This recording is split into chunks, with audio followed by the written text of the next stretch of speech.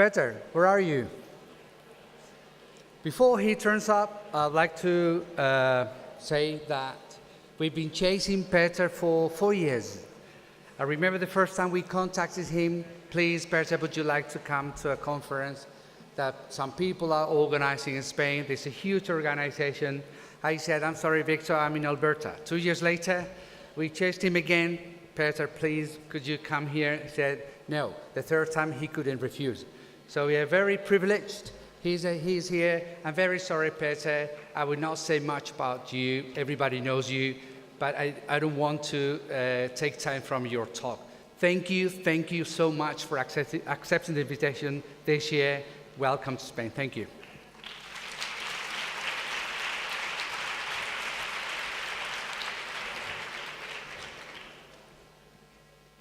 Buenas noches.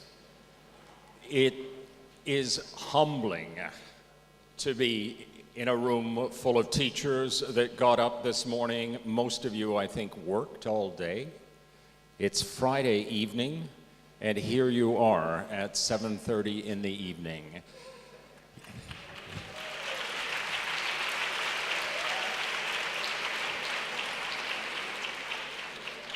You're called the salt of the earth in English, the midwives of society. We'd be nowhere without you. Wild. Well, let's step on the wild side. Transforming practices, sharing power, increasing learning. Well, I'm not talking about going completely wild. I'm talking about finding a way to share some power in a manner that leads to increased learning. And what is it that basically I'll be talking about? There's one key construct, and that is agency. That is when students are able to take control of their own learning on some level, make some decisions about the learning process. But that can't happen just by saying, here's the power. It needs to be well scaffolded, structured, and it needs to take place with co-agency. In other words, working along with peers, parents, teachers, and communities. Because if a system is so rigid, it doesn't allow a teacher to step outside of a very strict set of guidelines, then it becomes very difficult to make that happen. So agency and co-agency need to be working together, and I'm not talking about the kind of agency where we're trying to indoctrinate students, we're trying to control students. Instead, I'm talking about real, true partnership on some level. In a sense, teachers and students are equal when it comes to their moral rights, in a sense, but the relationship is unequal in the sense that teachers have more knowledge, they have more experience, and there's the reality of a national curriculum or a regional curriculum. There are non-negotiables. So, what do I hope to accomplish? Please read that. Can you read that from the back row?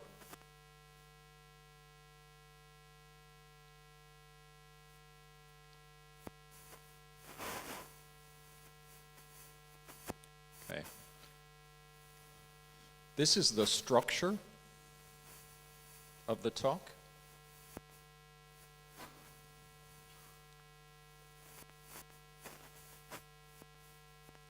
So first I'm going to begin with one general key message.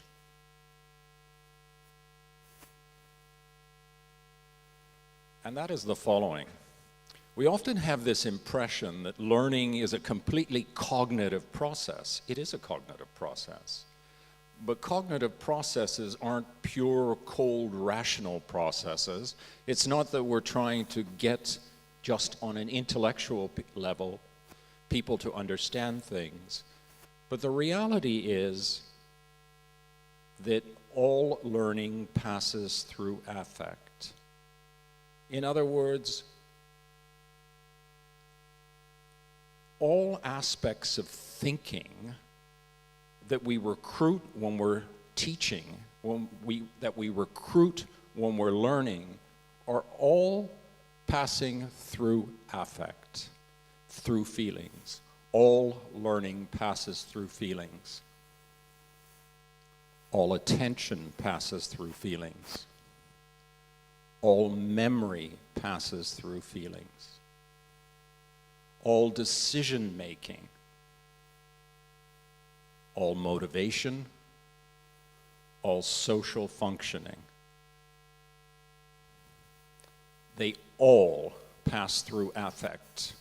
So if we're concentrating purely on the intellectual side, we're forgetting a very important aspect of the learning process. Now, I'm going to talk about the fact that social and emotional skills, competencies, have a tremendous impact on student achievement on high-stakes examinations. But before I do that, let me say a few words about what I mean by social and emotional learning, social and emotional skills. Well, there's self-awareness, that I have some sense of who I am.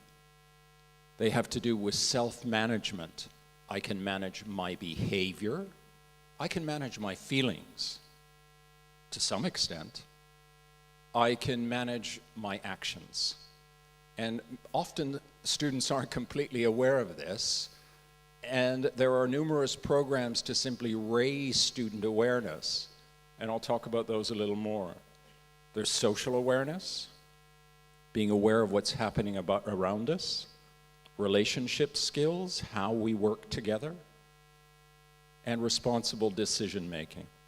So those are what is meant by social and emotional skills.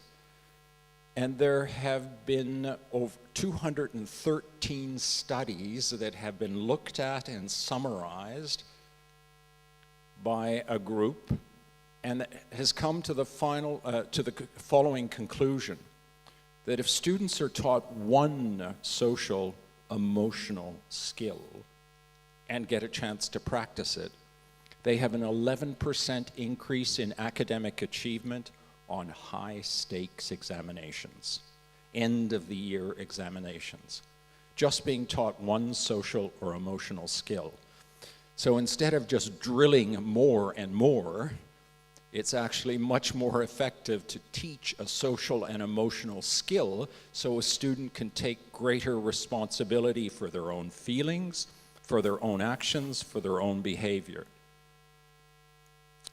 It has also been found that it leads to improved physical health in longitudinal studies if students in school have been taught one social emotional skill or more of those 5 that I showed you before.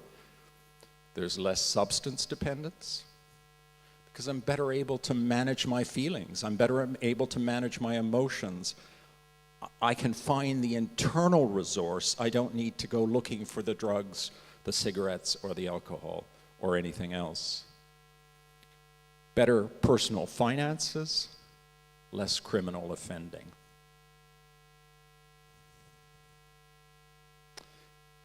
I'd like to talk about general, that was the key message. Social, it's worth taking the time to focus on teaching 1 or 2 social emotional skills. It will pay off in the learning of content. But let's come to general best practices. Before we talk just about language learning or bilingual education per se. And Donna Fields talked about this already. John Hattie, who has looked now at over 1,200 meta-studies. Initially far fewer, but now 1,200 meta-studies. A meta-study looks at many, many studies. So this is 1,200 studies that have looked at many, many studies. And these are just some of his books. There are references at the end of this presentation, which will be in the internet for you afterwards, so you can find those. And Donna talked about an effect size.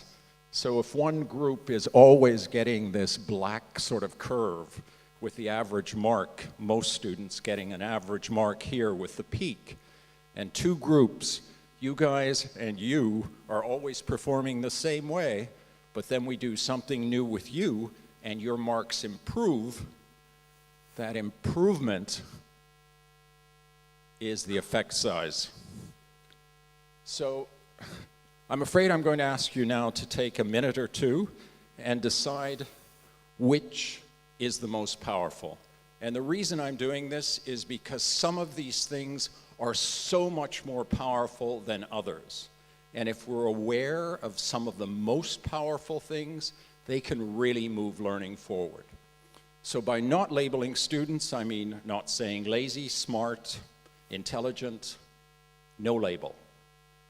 And teacher estimates of student achievement, that is, I believe you're going to get a 10. I believe you're going to get a 4. What effect does that have on learning? So can you take a few, let's say 2 minutes or a minute, and try and put those in order with somebody sitting next to you? What is the top, the next one, and the next one? And I have a microphone that's going to go floating.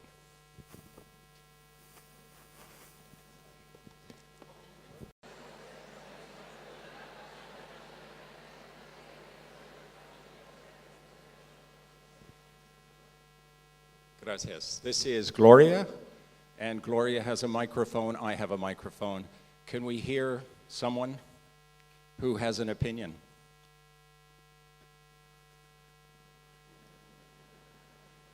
Yes. How do we get that microphone there? Oh, Gloria's doing it. And who's ready to speak after that? Someone else? Hi, my name is Killian. I'm from Ireland, and we weren't able to quite in our discussion figure out which would be the most important, but we thought that reducing class size might be the least important. Why do you think that? Well, early in my teaching career, I taught a class of 39 students in 2 classes in 1 room, and it was possible, I found, to teach them reasonably adequately at least.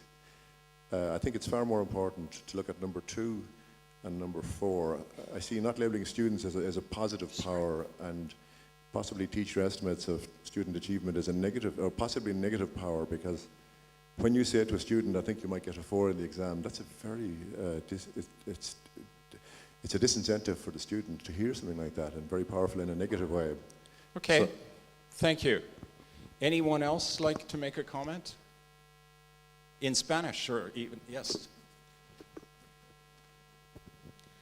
I'd have to disagree. I would say reducing the class size could help you zone in on teaching the learning skills and on really focusing on each child's individual strengths.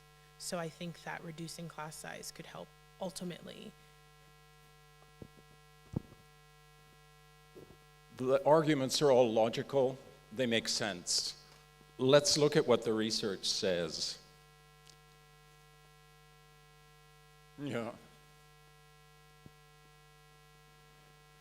That is off the charts powerful. It's an issue of taking a child from a 5 to a 10.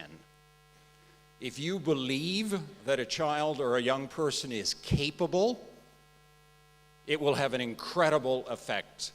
There have been some extraordinary studies that could no longer be done because they would be considered immoral, where student groups have been labeled just at random as being highly capable and being late bloomers, and those children have become late bloomers.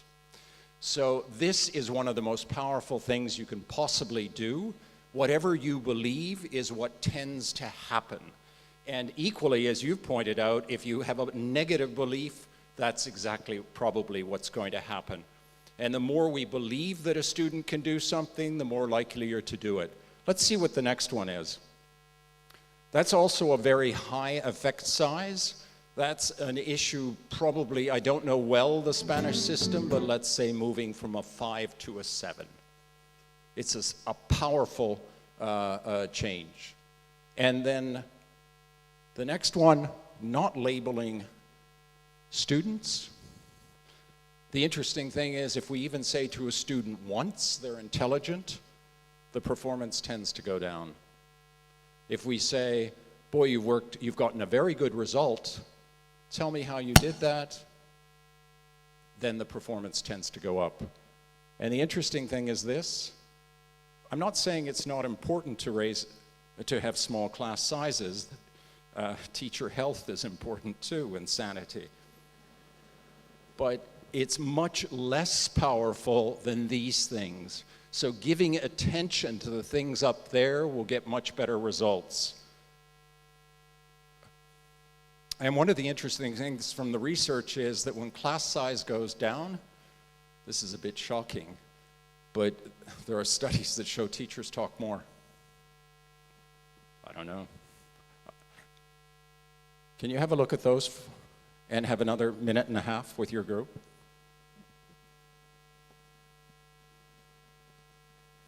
I'm sorry, I'm not giving you the time you need, but I'm hoping to at least give you a flavor for this and encourage you to visit this man's website or read some of his books. But now, maybe you'll answer in Spanish this time, and Donna will whisper in my ear what you're saying. So would somebody like to begin? I should say, nobody knows the answer to these questions because this is the work of thousands upon thousands upon thousands of researchers working over decades with millions of students. Everything helps students learn. No one can know this unless you've read it. It's worth knowing. So take a risk. Take a walk on the wild side. Anyone like to try and answer in Spanish? Yes? Does it have to be in Spanish? No, you can do it in English.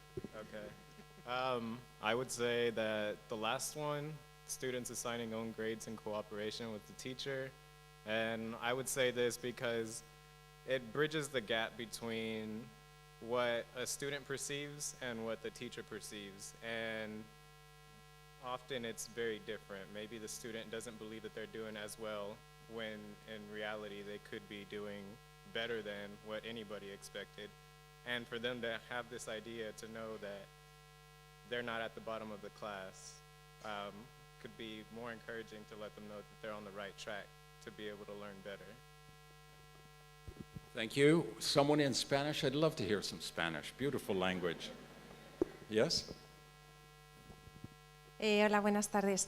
Nosotras hemos estado comentando también la cuarta opción, y es que los estudiantes sean capaces de autoevaluarse a sí mismos con ayuda del profesor, porque pensamos que eso les hace responsables y protagonistas de su propio aprendizaje.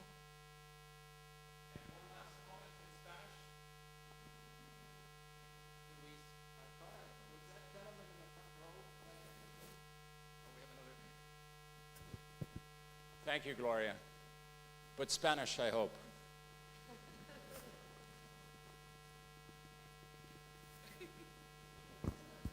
Okay. I'm not Spanish, but I'll do it in Spanish. Now, that's a great example. Go for it. Que estuvimos hablando aquí nosotros que el primero, de que muchas veces los profesores nosotros tenemos que acoplar y hablar con los niños y acostumbrarnos como ellos aprenden. Porque si tienes una clase muy movida y yo soy una persona muy tranquila, pues a lo mejor tengo que también cambiar un poco de cómo doy la clase yo para ajustarme un poco de los niños, o al revés. O sea, si damos la clase como los niños aprenden, que luego al final las cosas fluyen mejor. Okay. Thank you for that. What I like about it is you're telling us you want to be very much in tune with what the students' needs are and to respond to their needs. Let's look at what the research says.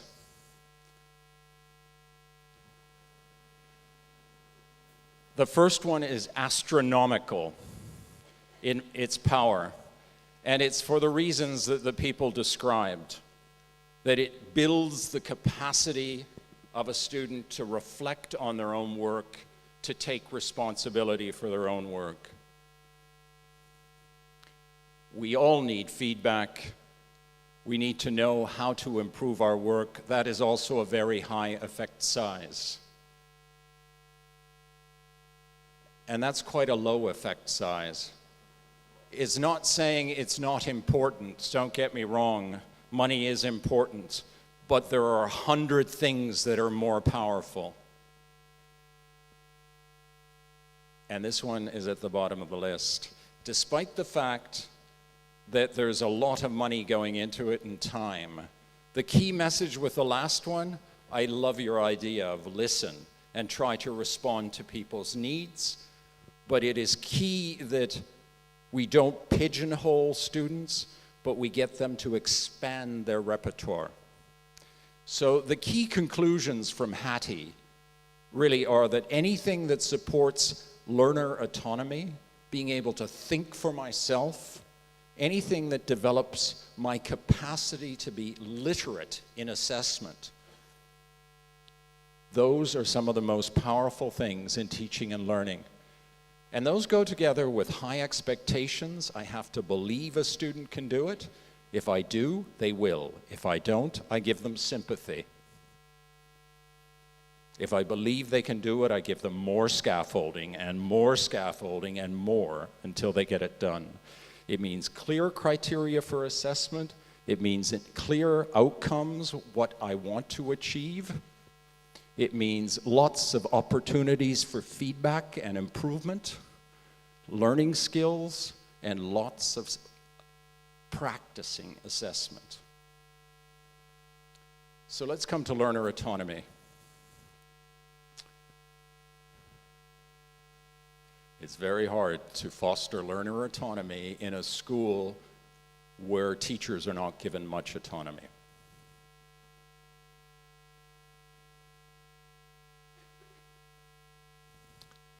And can you read that for yourself?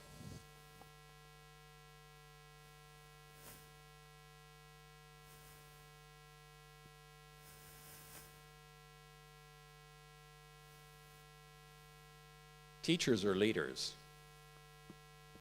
If you've stretched yourself, if you pushed yourself to go much further, if you've started to look at things from a new perspective, believe that more can be accomplished, you're probably going to believe that students can do it. What happens in a class that fosters learner autonomy? Could you read that for yourself? Can you see that in the back row? Yep, okay.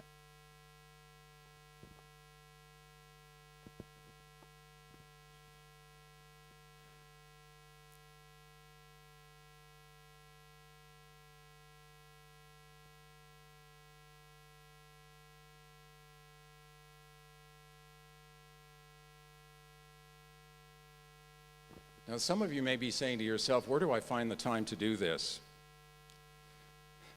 But what I'm trying to tell you is what Hattie and his research says, that it is these things that move learning forward by a mile, by many miles, by many kilometers, much faster.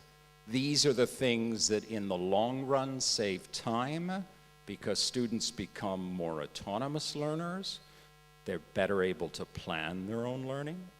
They're better able, they reflect more on the quality of their own work. They take more responsibility. I don't know about you, but I spent most of my time in school just trying to get through and playing the game. And not until university did I realize I actually want to learn something.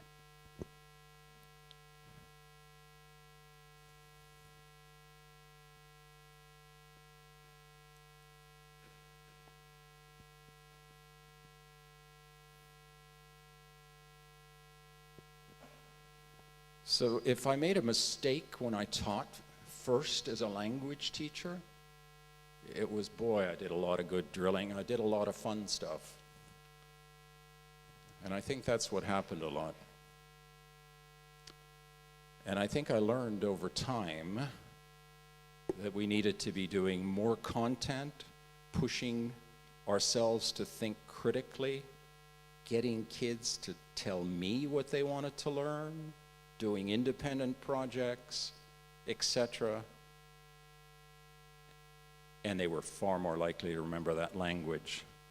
I've never forgotten in Italian how to say un altro vino bianco per favore, dell'acqua minerale per favore, or in Russian some key phrases like yaradiltsaya vukanadye, because those were phrases I needed in Estonia as an Estonian to function, because 20 some odd years ago I would meet a lot of non-Estonian speakers in Estonia, as we were part of the Soviet Union at the point. I learned the past tense before I learned the present tense, etc. But I've never forgotten those phrases. So let me bring you an example from a content class. This comes from Italy, and in Italy, CLIL has been mandated. Teachers in the last year of high school must teach one class through one course through the medium of English. They just must. So here's a piece of CLIL material. Can you begin to read that for yourself?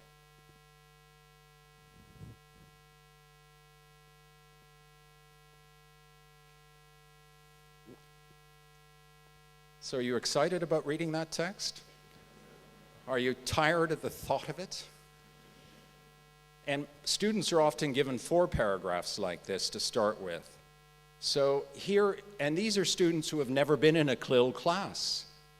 So in these materials by Teresa Ting, the teacher takes, that is the first sentence from the material, in bold.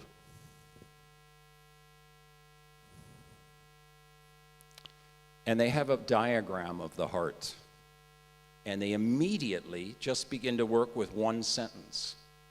And their task is to draw an arrow and put it on the right place in that diagram. So it's breaking it down, as Donna was suggesting, into lots of small chunks. In this case, into one sentence at a time, because it's emotionally, psychologically, all learning goes through affect, easier,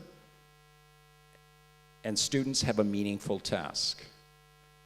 The next step, add from the body to the tail of the arrow. They're having a visual representation, which I can't fit on the screen, but I'm taking the text and bringing it to life. This is the second sentence.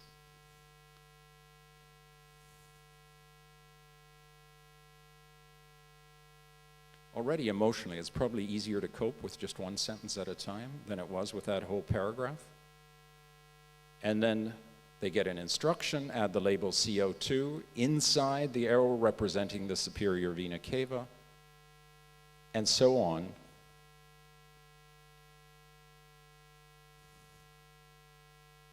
Now, they've done 4 tasks, and basically they've worked with the first 2 sentences. And that's an example of how a text has been broken down into pieces that is something students can cope with. They're labeling a diagram, so it's a meaningful enough exercise.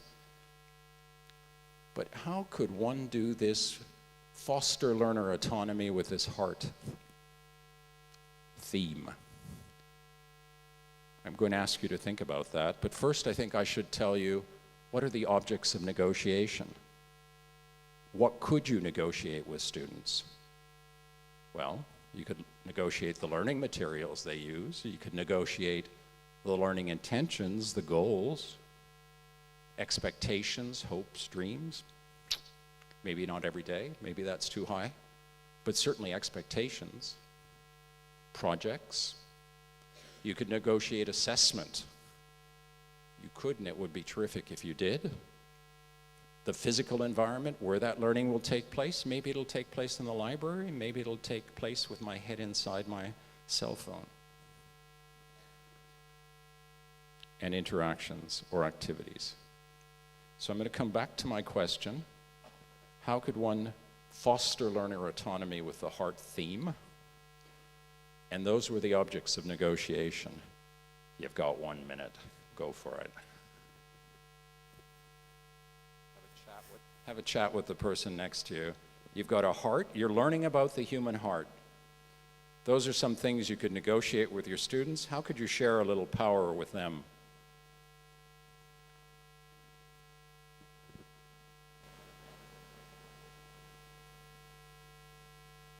Completely unfair of me to cut you off, I'm sorry. But I'm also very conscious of the fact that you have a break coming, and I feel like you deserve it after having worked all day and come here this evening. Anybody getting a flash of an idea of what they could do in Spanish?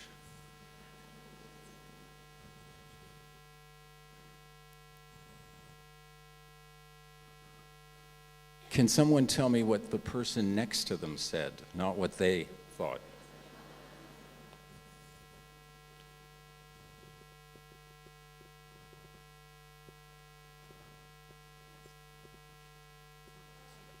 Yes? In English, sorry. I'm not going to speak in Spanish.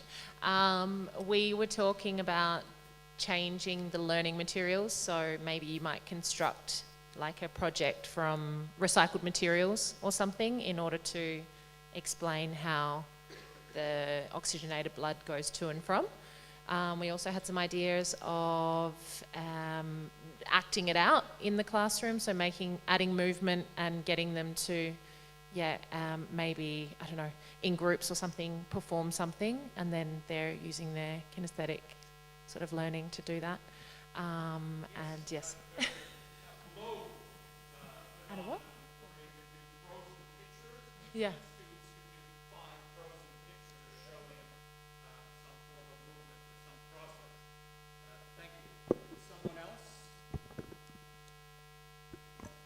Am I going to get to hear some Spanish? I love the Spanish Sí, en language. español. Buenas tardes.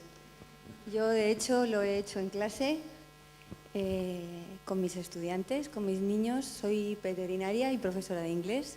Les doy ciencias naturales y lo que hicimos el año pasado es hacer una práctica real sobre corazones, en este caso un corazón de vacuno y varios de cordero. Entonces los niños vieron perfectamente el proceso y creo que no se les va a olvidar nunca jamás. Wow, now that is making it meaningful in a serious way.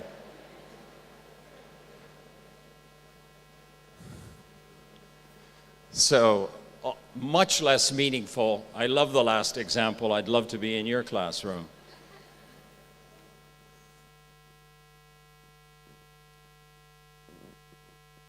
Maybe they have a purpose to convince parents about heart health and looking after their hearts. You can help create evaluation criteria, not just the project, but also how you will evaluate whether you've been successful. Let me bring you an example from a language class that I saw in a school, and it was as simple as this. Students were asked in a language class in a foreign language to describe their high street, their main street. And boy, a lot of people didn't get excited. Several people put their heads on their desks. Many students moaned. And then the teacher decided, okay, compare your high street with one in India, because you can go in the internet and Google your way into India, or Google your way into a virtual village in India. And that got a little bit better. And even though the students didn't know the language, they started looking things up and comparing. But even that wasn't enough. And Donna was talking about scaffolding, giving structure. Finally, we got to this point. These were the planned outcomes.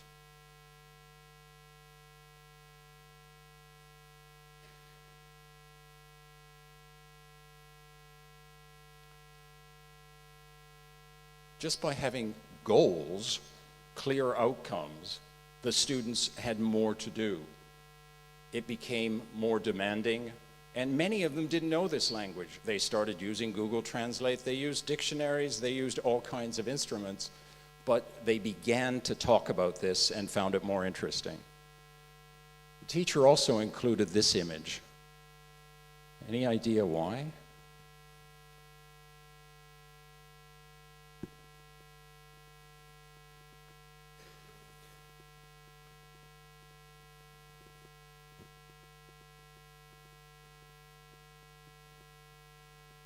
Well, it's India, and the previous was perhaps a rather stereotypic image, and this was just to get across the point that India today is also a major, it's also a modern contemporary society with a very powerful IT sector, shopping malls, just like we have elsewhere. So fostering learner autonomy, how could one do this with a high street theme? Here were the objects of negotiation.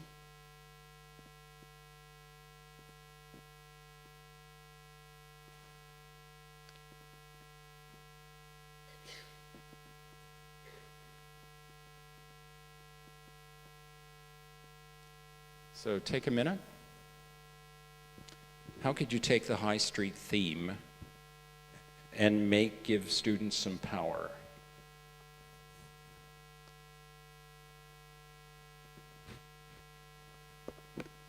Even a modicum of power. Once again, grossly unfair of me, but can we pull a seed out that we could plant? Does someone have an idea in the beautiful Spanish language that you've started to talk about? I was told it's sunny in Spain, that you have to bring your sunglasses, but I forgot them home.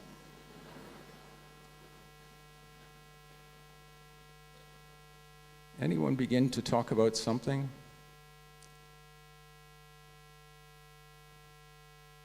How could you share a little power? Yes? En español. Con acento canario, pero en español. Habíamos estado hablando, por ejemplo, de sacar a los alumnos de la clase en el pueblo, en la ciudad en la que estás, y llevarla a la calle mayor y pedirle que encuentren 3 cosas en las que nunca se habían fijado, o encontrar 3 cosas en esa calle que no saben cómo decir en inglés, por ejemplo.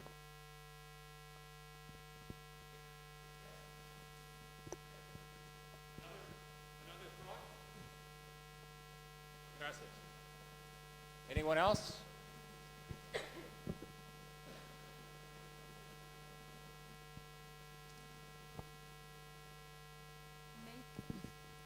Maybe with a project, you ask your grandparents, how was that street in the past? Or how many changes were there during the last years? I don't know. Yes. So, once again, there, it's going to push critical thinking. It's going to become much more interesting, fascinating, looking for changes. Here are a couple of things that have been done.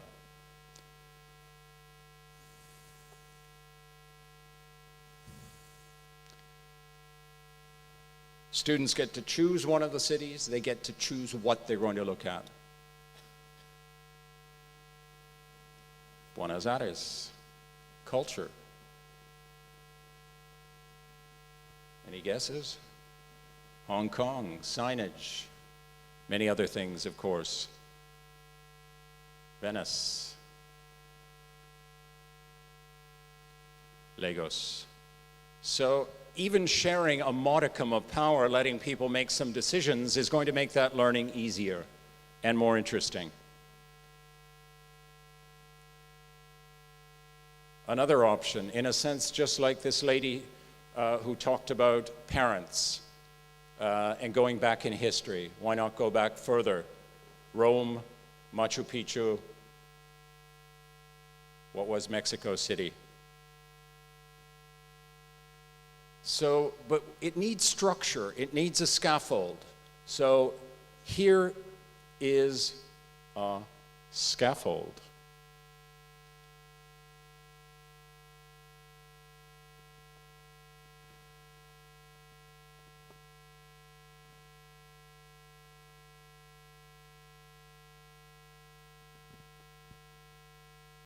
structure, objects of negotiation, on some level sharing power, expecting students to plan and think about what they're going to learn themselves.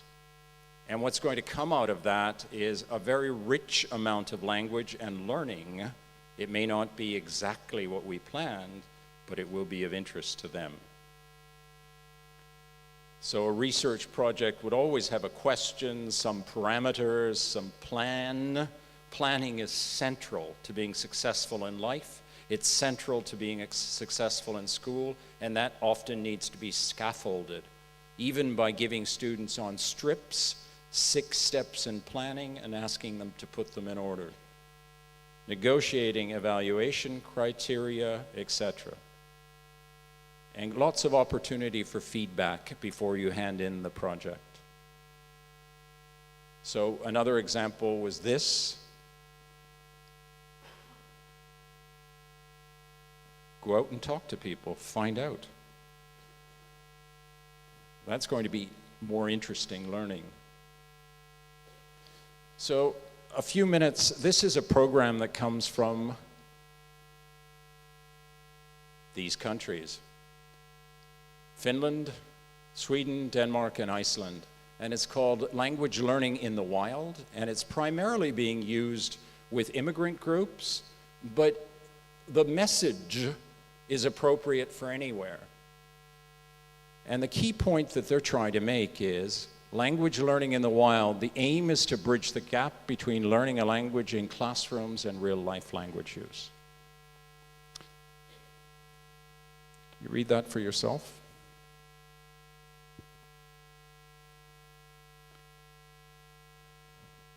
So the idea is placing students in situations where they have meaningful tasks, where you do the planning in the classroom.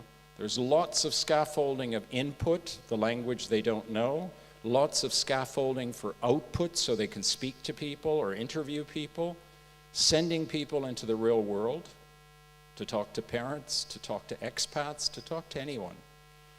And interestingly enough, scaffold for native speakers, scaffolding for the adults who are working with the students. So this is an example from Sweden, Swedish time. So the person they're being worked with, they might even just put in 10 minutes so a person knows how much time they're going to give this student. So this is scaffolding for the person speaking with the students, something we often don't think of. But what's the rationale? Why am I talking so much about learner autonomy in a bilingual education conference? Why bother? Well, there's a developmental argument. I'd like to present to you my friend the neuron. If there's a science teacher in here, they might object a little bit, but hopefully not too much. My interpretation not quite accurate. This neuron is located in the prefrontal cortex, here. And this neuron is 10 to 23 years old, and look at what's happening. So there's a second burst of plasticity in the prefrontal cortex of young people. And the prefrontal cortex is the executive control center of the brain. This is where we make decisions. This is where we plan. This is where a lot of the reflection and critical thinking is done. But this is where we run our lives. This is the command and control center. And this part of the brain is highly plastic from the age of 10 to 23. So many people thought plasticity of the brain basically is the brain remains plastic for one's whole life. But there's a feeling that after the initial years of life, that plasticity is greatly reduced. But this research is particularly important because it means students should be making decisions. They should be planning. They should be trying to direct their own emotions, their own actions, their own behaviors. And what's very important, not only is this part of the brain plastic, but connections between that part of the brain and the rest of the brain are plastic. So there's an incredible opportunity. Nothing is set in stone. There's no point in labeling any student, because between 10 to 23, it is possible to change an incredible amount. It's possible to change who we are and become much more effective at running our lives. So why bother? So that was the developmental argument, but here is the international competition and cooperation argument. It's often said we're living in the VUCA world, volatile, uncertain, complex, and ambiguous. The messages out there are quite frightening. And because times are tough, Keegan and Leahy, who work out of Harvard on educational change and change management, say this: we need to expect a lot more of ourselves. And they talk about radical open-mindedness. And that doesn't mean I throw out the window anything and everything I believed in. But their message is the world is changing so much faster now, the demands are so much greater, that just little steps forward aren't enough. We've got to become much, much better at what we do. And that's why Hattie's information is so useful, because it shows us what some of the most incredibly powerful teaching and learning strategies are. So, but I'm not talking about throwing our values out the window. We use our values to stay well-grounded. And in a sense, we can only be radical in being open-minded if we're working in a deliberately developmental organization. If we make it safe for people to take risks. All learning goes through affect. Negative experiences for teachers have a greater effect on their life than positive ones. We need to make sure that it is a safe environment for all to take some risks.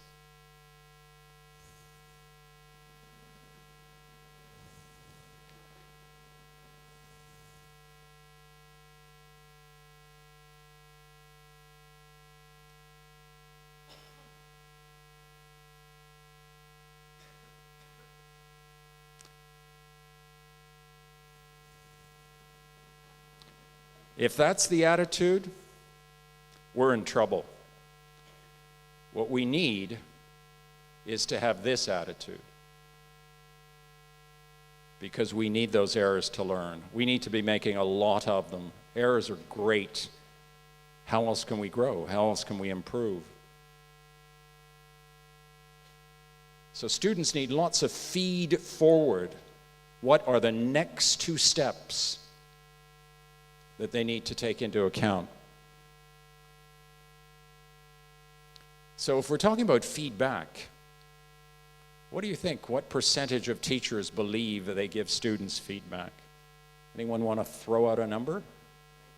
How many of you give your students feedback? Can you raise your hands? Well, I'd say it's almost everybody in the room. This is what researchers have found, that 70% of teachers say this. What percentage of students say they actually get feedback? It's not as bad as you might think, but it's not good. In other words, students don't necessarily understand what the next 2 things are they need to do.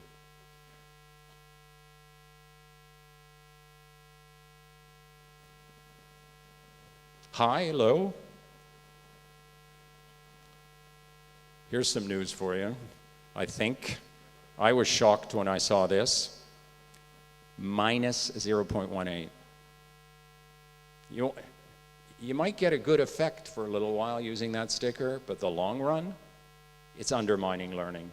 People don't become autonomous learners. It's what Tula said, we're not training dogs in a sense, right?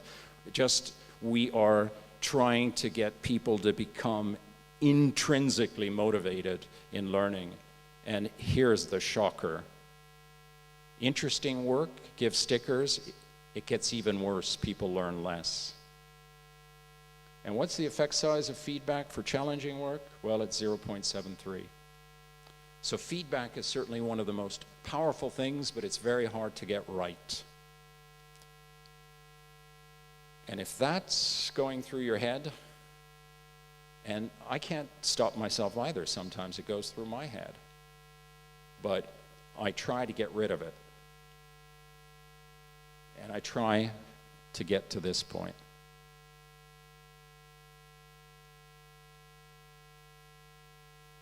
I try to share the responsibility. And I try to get there. I'm human. It's not that easy to do always. But if you believe in a student, they can usually do it.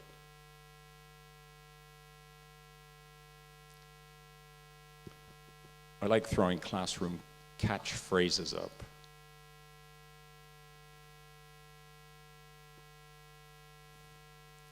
Mistakes need to be celebrated. Perfection needs to be banished. I'm going to very briefly flip through this. I've had the privilege of being part of an OECD team that's looking at developing a new framework for learning for the entire globe. Pretty scary. And they also feel, they've done a heavy investigation, they think this is the number one thing to focus on, agency. And I'll be going to Paris for another meeting, and co-agency will be another key issue discussed there. And they're pushing knowledge, skills, attitudes, and values, all four as being incredibly important. But that a lot of and you need the knowledge, but attitudes and values are perhaps the thing that gives the energy. The affect gives the energy. It opens up learning.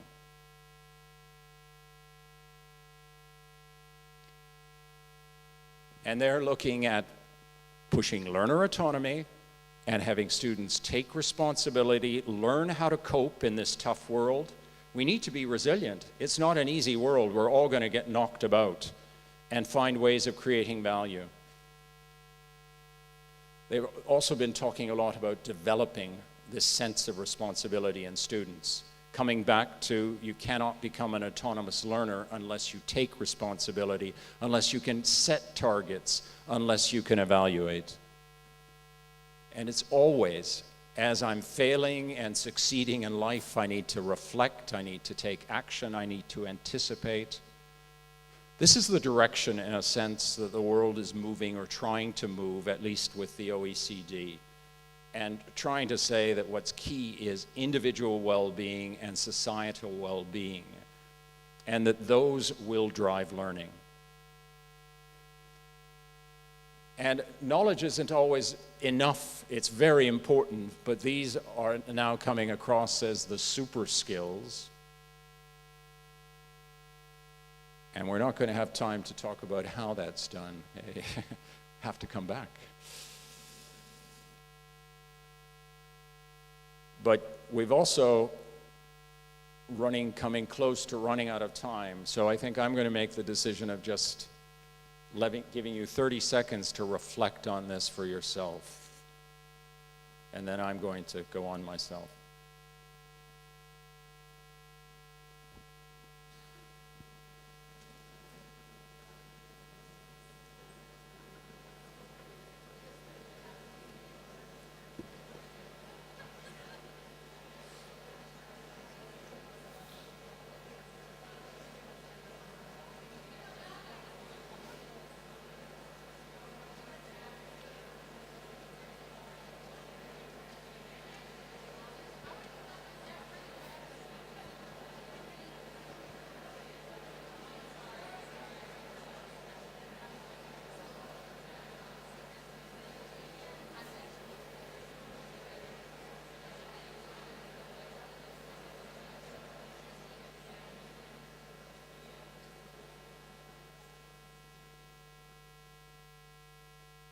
I think it's always worth asking students what they're going to walk away from a class with, or using exit slips, asking them to write in 1 minute what the key thing is they learned today, or what is one thing they'd rather you stop doing, or what is one thing that another teacher does that helps them learn.